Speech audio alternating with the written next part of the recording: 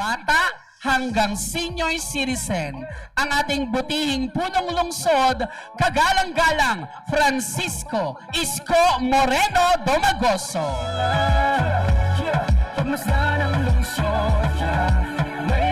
Maupo po kayo.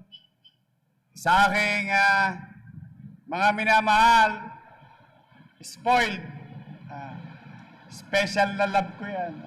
Mga lola't lola ko, mga senior citizen, good morning! Hi! Hello! Oy, excited ako para sa inyo. Kanina, may napasin kami ni Chairman. Meron na kagad na kinabang sa senior citizen natin. May naglalakad doon na isa, ligtas, maayos, na siguro nag-exercise, no? So just imagine that this place can bring to the community. Sa ating mga barangay chairman, kagawad, secretary treasurer, XO, hi! Hello! Eh, kayong mga taga-Pandakan, hinihikayat ko ang mga barangay official na magkaisa at ito ang sentro ng inyong pagkakaisa bilang komunidad sa Pandakan na ikusa ninyo among yourselves as barangay na napapalibutan ito o umiikot sa part na to na bantayan, ipagmalasakit, panatiling malinis. At yung gagawin ninyo ay kalinsabay naman, patuloy na mamumuhunan ang lungsod ng Maynila sa parking ito sa pagbibigay ng seguridad. Kaya napansin nyo, sa akin nakakita, Pet Park, Senior Citizen Park, may gwardiya pa. Kasi sayang. Bakit sayang? As you heard, Secretary Kim said a few minutes ago, may binibigay silang pera sa mga lokal na pamahalaan. At bawat isang yun ay tumutugon sa partikular na menu. Marami po yan, vertical development or horizontal development. Maaring electrification, farm to market road, and so on and so forth. Meron din silang green program. At ang Maynila ay isa sa nagtamasa ng programang ipinatutupad ni Pangulong Bongbong Marcos Jr. At yan, marami dyan, tinamaan natin. Huwag kayong mag-alala, kahit wala tayong pera, manghihimod ako na manghihimod na may wepax na may wepax. Basta kapakinabangan nyo lang. I don't mind. Hindi ko naman pinanghihingi ang sarili ko, kayo naman. Now, here we are in a green program.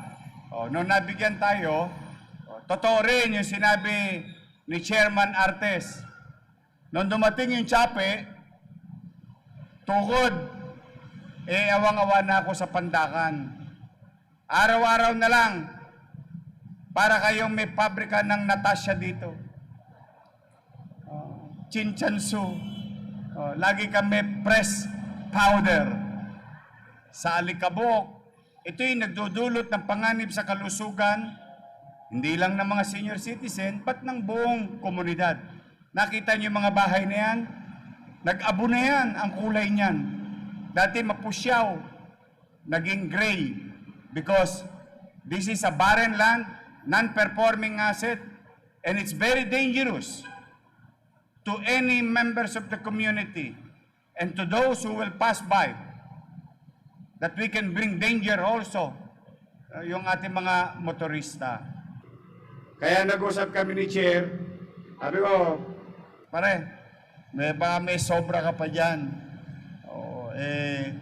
Binigyan naman kami ng DBM, ng Office of the President.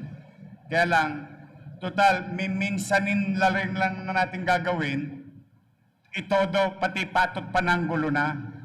Kasi sayang naman, ang hirap makaharbat ng resources because huwag niyong isipin na special tayo sa Maynila. Marami rin nangangailangan na local government sa buong bansa. Kaya lang, kanya-kanyang abilidad. Naswertehan lang natin. Salamat kay Kim, ang ating sekretaryo ng DBM. Palakpakan natin. So going back to the chair, Chairman, sabi niya, pare, padala mo sa akin yung pera na binigay sa iyo, tatapatan ko. Totoo po yun, yung sinasabi ni Chairman. Nag-appropriate si Chairman para sa lungsod ng Maynila, lalong-lalo na sa Pandacan. Yan ang istorya, ang punot dulo ng kwentong ito, kung saan ang national government, local government, national agency, local government department, nagtulungan ang nakinabang bawat mamamayan ng Pandacan.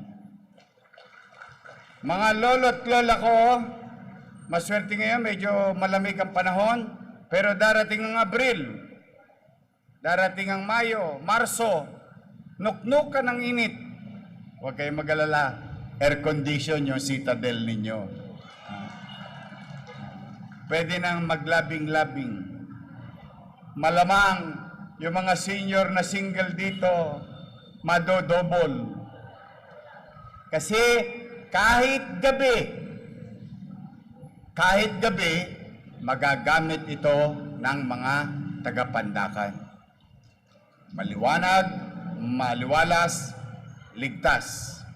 At aalagaan ninyo yung mga bambu natin dahil yan ang magbibigay ng sariwang hangin sa pagitan ng usok ng sasakyan. Kaya kung makikita nyo yung disenyo at pinalibutan yan ng halaman para lagi kayong fresh. Hindi yung pag-uwi mo,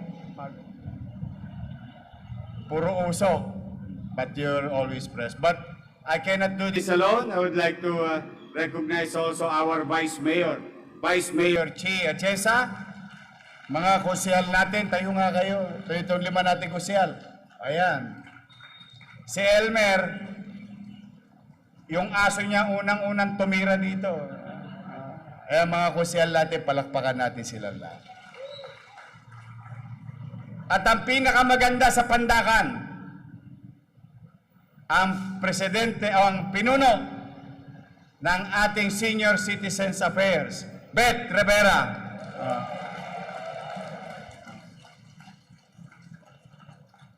Masipag yan.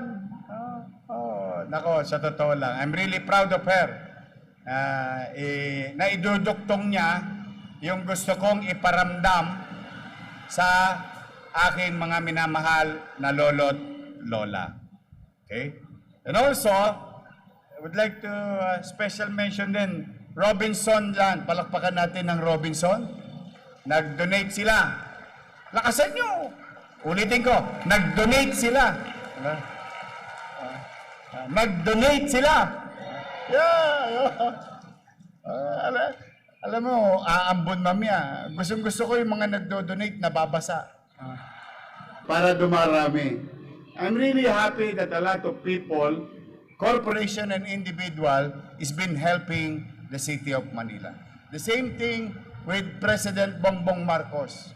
Despite of our political indifferences, politically speaking, nagkalabang kami, magkaiba kami ng partido, pagtitingnan mo, politically different. But, isinantabi niya yon, isinantabi ko yon, nagtulungan, siya binoto na presidente, ako na may ibinalik yung mayor, may obligasyon sa Maynila, nagsama, nag-usap, nakinabang, taong bayan. At masaya rin ako, for so long, nangadugyot, napabayaan na yung isa sa ating mga kinikilalang mabuting Pilipino. Ayan, nandito ang pamilya Guazon. Ayan, palakpakan natin sila. Maayos na, sir. Sa mga mahilig sa aso, pet lover, pusa, aso, welcome po kayo sa Maynila. Dati, tao lang ang welcome. O ngayon, pati hayop. Because this is a very unique concept of local government and national government. Create an open green space for human and for our pets. Makikita natin at talaga pong may mabuting resulta kapag ang mga leader sa bansa nag-uusap, nagpapanagpo, may pinagpapanagpuan, kahit ano pa man, kailangan laging may common ground. At ano yun? Tao. Mamamayan.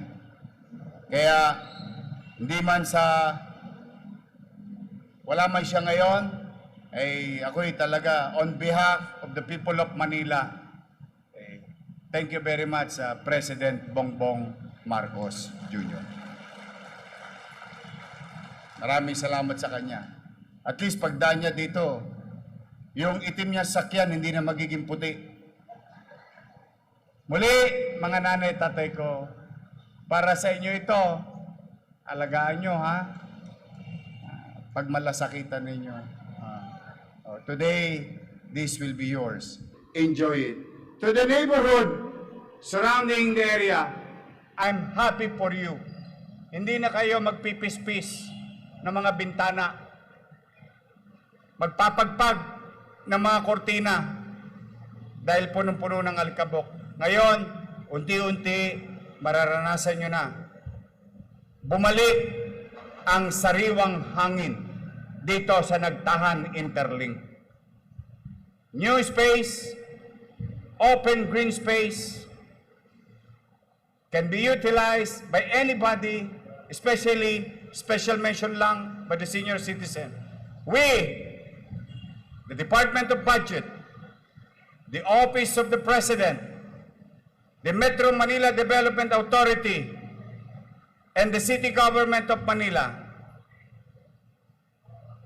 we offer this to you today.